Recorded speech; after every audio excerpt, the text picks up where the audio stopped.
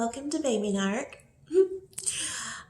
The third time that I came to see him, he had gotten out of the hospital, moved out from Samantha's, moved back home with his parents, and that was, I'd have to look at a calendar because this has been like almost 4 years ago, whatever. But I believe that he was in the hospital in May, and then he ghosted me during June. I'm pretty sure that's what it was, because July 4th, there's also some weird thing about holidays and special occasions with narcs. We'll talk about that in another video. But on July 4th, of course, I still didn't live here, and he hit me up. And all July 4th, he started at, like late morning and all the way into the night and sending me videos of him setting off fireworks with his buddies and, like the whole day just love bombing. Love bombarding is what it should be called. And apologizing that he hadn't talked to me. Now, he doesn't always apologize. Most of his apologies come from me making him apologize, but he did apologize, thanked me, over and over again for coming to see him in the hospital. Still made no reference to the fact that I had planned on coming to see him anyway. I don't know, it just like disappeared from his brain. Nevertheless, he starts the love bombing, and I really want to see you. But does this guy like secretly work for the airlines and he like coerces me to buy plane tickets or something? I don't know. He like gets a kickback or something from all of the tickets that I buy. So of course, I'm still so wrapped up in him. And then of course he makes it sound like everything from the past was just all bad shit between us and things are going to be different, blah blah blah. I think that's the narc's favorite saying, is that how things are always going to be different. And they're not. Just more of the same shit. He's love bombing me, and his love bombing was never as good as it was the very first time. In between times of love bombing me. However, this time it was as good, if not better, than the very first time he love bombed me. I mean, I'm sure this dude, it's not that he's stupid. I mean, he's a fucking idiot, but he ain't dumb, so it's like he probably was thinking, wow, I have put this girl through the ringer, and she continues to prove her loyalty to me. And that's the thing about narcissists.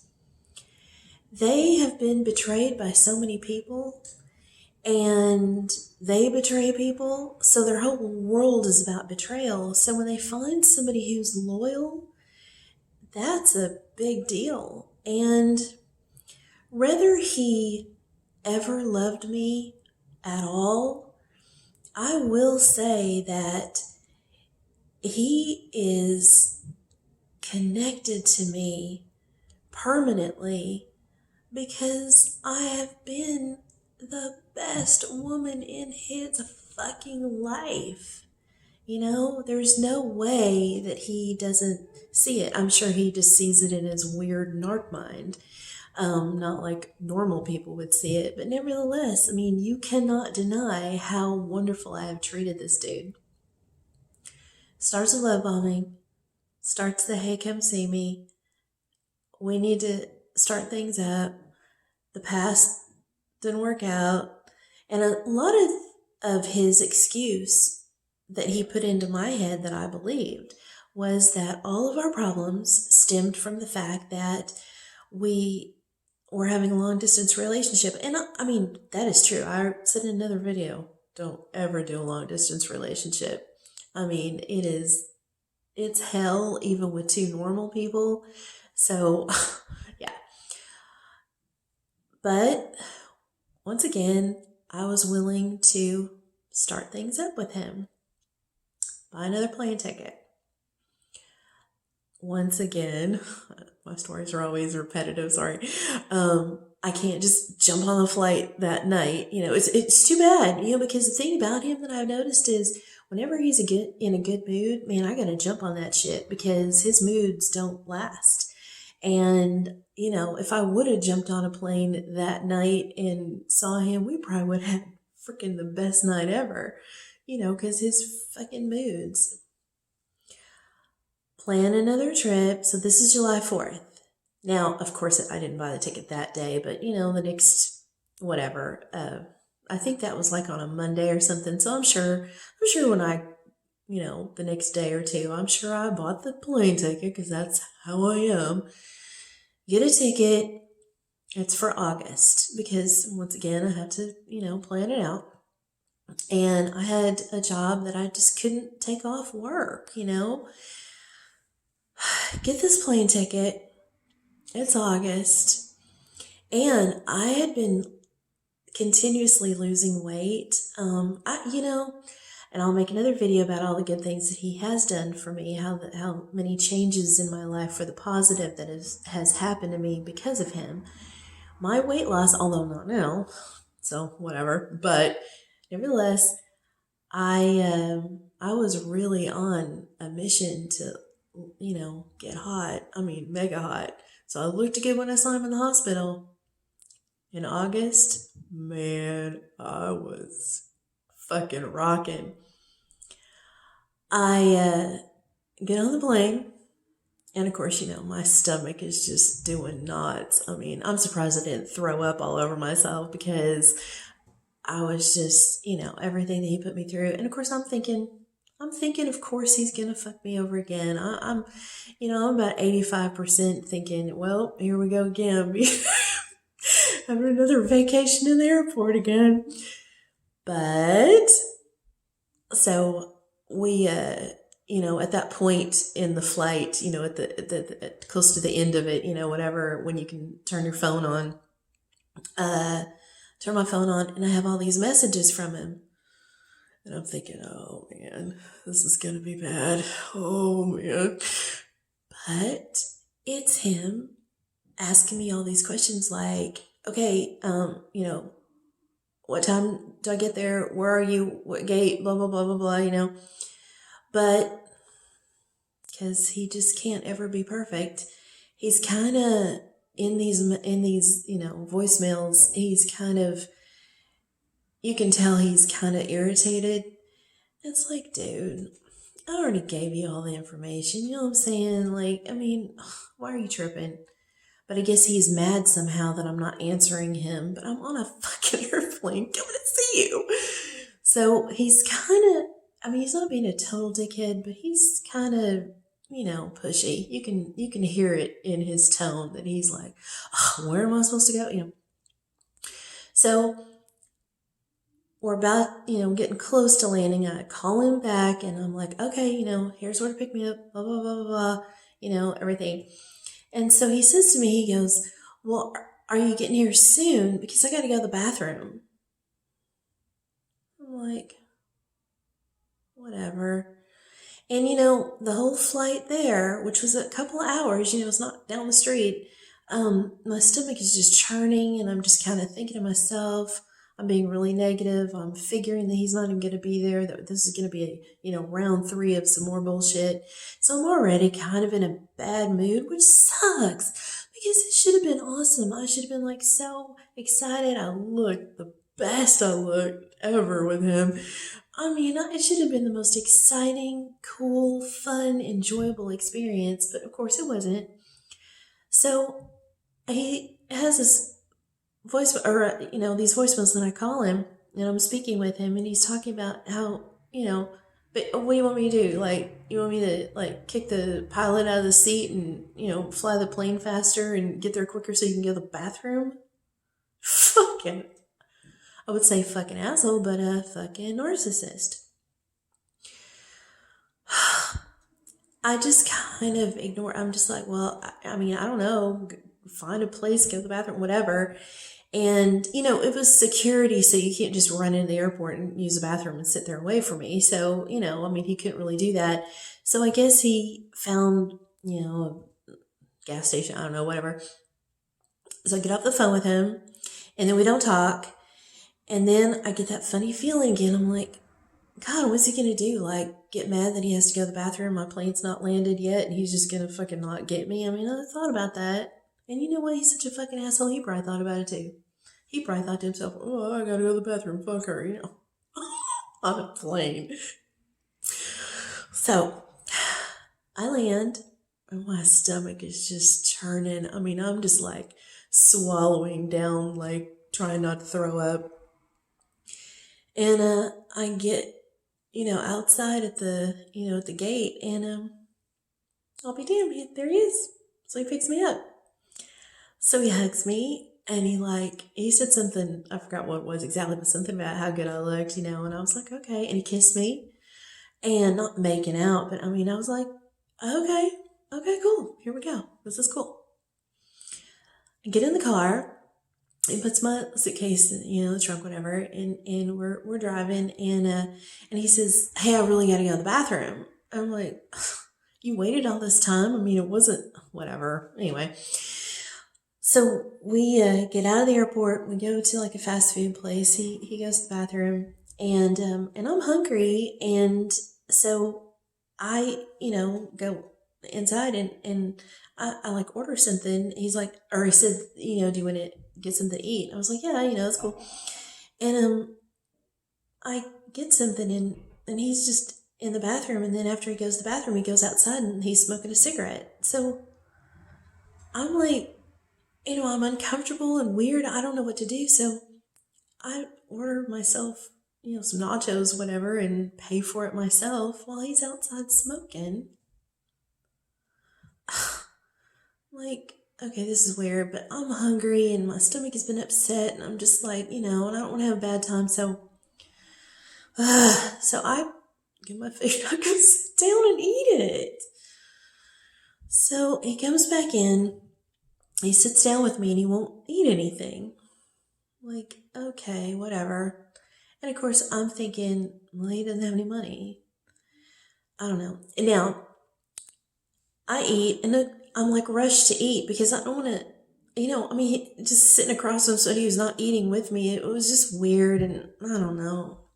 I rushed to eat, which made my stomach more upset. Oh my gosh. And then we get back in the car, and then he reaches in the back seat, and what he had done is he'd gotten he had a cooler back there full of beer and stuff. And I'm like, okay. So we're driving down the street, and he's like cracking open a beer and drinking it while he's driving. I'm like, oh, okay, whatever. So I'm cracking one open too. So we go, and whatever. And then he's like, well, hey, do you want to, you go to the bar or whatever? I'm like, yeah, sure, whatever. And, I hadn't lived here in years. And so I didn't know where anything was. And so he's like, yeah, I'll take you to this bar that me and my band used to play at. And I'm like, oh, that's cool. That's awesome. So we're in there, and the place is, pretty empty because it's like in the middle of the afternoon. And we go in, and all of a sudden he lights up a cigarette. And I'm thinking, we're inside. We're not out on the patio. We're inside. And I'm thinking, and I said something. I was like, are we allowed to smoke in here? He's like, I don't know. And I'm like, okay. And then he starts talking about the place and, giving me the history of, the times that he and his band way in the past would play there. And I thought it was great. It was so cool, And all of a sudden, the manager comes up to us.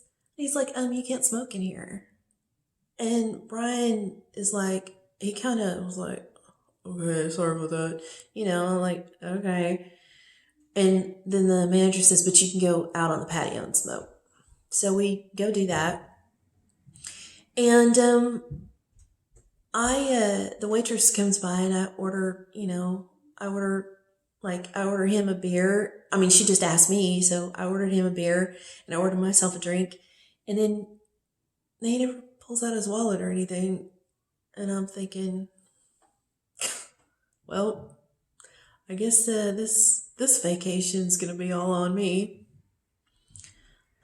But I'm like, whatever. And I'm not really a person about money.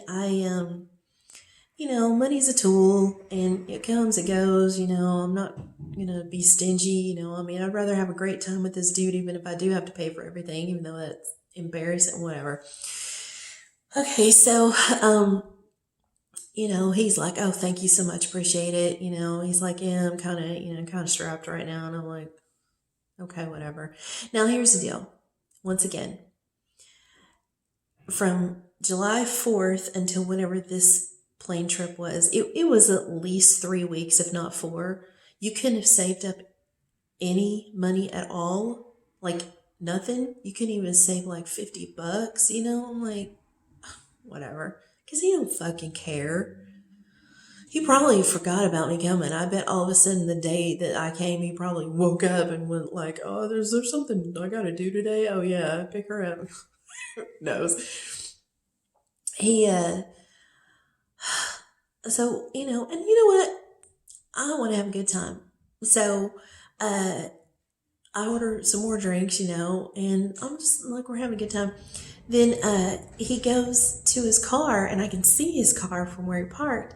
And he goes there, and he goes and gets a beer out of his cooler and brings it on the patio. I guess in some sort of like attempt to be like, well, I don't want this chick buying, tons of drinks for me. I mean, in some weird way, I guess it was respectful, but I don't even know. Okay. We're at this bar and everything's cool. And then, it's kind of, we're kind of like, and he's like, hey, you want to go to my house? And I was like, yeah. And he's like, you're cool with the fact that I'm with my parents. Yes, it's totally fine. And it was. Seriously, I don't care. So we go there, and it was kind of cool because, I saw his parents. I was like, hey, I haven't seen y'all in a bajillion years. And, and then his daughter was there, I mean, it's, a little family thing, whatever. It was cool. So we're hanging out a little bit, and then he's like, well, hey, this other guy, Zach, okay, this is convoluted, so I'll be real quick with this. Zach is a friend of his that I actually used to be boyfriend and girlfriend with millions of years ago. And he's like, yeah, Zach wants to see you. And I'm like, okay. Oh, okay. Well, here's the deal about Zach. He's a drug dealer too. So basically, Brian wants to see Zach, not because Zach wants to see me, but because Brian wants some drugs. So he gets on the phone with Zach, and they're like texting, and Zach, or Brian hands the phone to me, and I'm like, I was about to text Zach and say, hey, it's me, blah, blah, blah, hey, you want to meet somewhere? And he says, because he doesn't know I'm on the phone yet, he texts Brian. He's like, oh, what's she doing in town? What happened to Samantha? Oh my God. I'm so fucking mad. And I text Zach back. I go, Samantha, I go, you know who this is, right? And when was the last time Brian's been talking to Samantha? And then Zach goes, oh, I don't want to get involved in this shit. And the text, I was like, oh my God. I let it go. We meet up with Zach at another bar, and Zach has pills. And Brian got me to buy him 2 pills. I guess it was Xanax. I'm not sure. Whatever. Oxycontin. I mean, who the fuck knows? Freaking poison. Anyway. He gets me to buy them. I couldn't believe it. I couldn't believe how whatever. We're at this bar. I'm Oh, Zach bought us a round of drinks, and we're all hanging out, and everything's cool, and whatever. And then Zach leaves. He's married, and he leaves, and me and Brian are still hanging out at the bar. And then I'm still buying us drinks now. Whatever. Then all of a sudden, guess who calls? Shit, Mantha. Fucking whore. She calls him, and he takes the phone call. We're on a date, okay? This is literally, this is our first date. This is literally our first date. So we've already shared our first date with Zach, which, was fine. But now he's on the phone with Samantha. She is trying to ask him if he wants to buy some drugs. And my stomach is just churning, and I'm thinking to myself, oh my God. He's getting, now the pills were bad enough, but I mean, they're just like, well, I mean, or whatever, but it's not crazy, freaking crack. But so I'm just like, I'm freaking out. I'm thinking at this point, honestly, okay, I'm going to have to leave and go get a motel room. And then this is probably it, I'm just like sick. I'm like, damn, I should have taken those pills from Zach because I need a freaking sedative from all this mayhem. And he does turn her down, and he does say that he's with me and I'm in town, whatever. But of course he's not. I mean, he said it in a way, not like, hey, we're on a date. He's like, hey, catching up with this bitch. That's kind of how he said it, but whatever. And I'm just like, I cannot believe that this is happening. But he doesn't. And we have a great night. And we go back to his house. And I sleep there. And his parents are there. And I was kind of weirded out about that. But he said it was no problem. He said, it's fine. They know. And then he paints the picture that I am his girlfriend, and that he has told them, and who knows, he probably did, because he has to manipulate everybody. So he probably did explain that me and him are serious so that I could stay there. And we have sex in his bed in his old room in his parents' house. Oh my gosh, I can't believe I did that. What's wrong with me? Anyway, but he made it sound like it was cool, and we are adults. We are not young adults, so I'm thinking, okay, it's fine, And of course, I still don't know quite the relationship between him living there or not. I mean, he pays, rent, whatever. So I'm thinking, they're probably thinking he's a grown ass man. If he wants to have a chick in his bed, then, he's paying rent here. I don't know. I don't know what their fucking deal is. Anyway. So yeah. So that was the third time coming to see him. Second time seeing him, an actual first date. And, then here's what happened. So everything's great. Sex was great. It was awesome. We cuddled all night. It was really great. It really was. And then I got up in the morning and I thought, oh my gosh, the walk of shame. How's that going to be with his parents in the morning? But they, I think they left or something. I think that's what it was, because they weren't home when I got ready for him to take me back to the airport. But here's the other fucked up thing. So check this out. Now he says he doesn't have a whole lot of gas. And I'm like, oh my God, this guy's going to make me take an Uber back to the airport.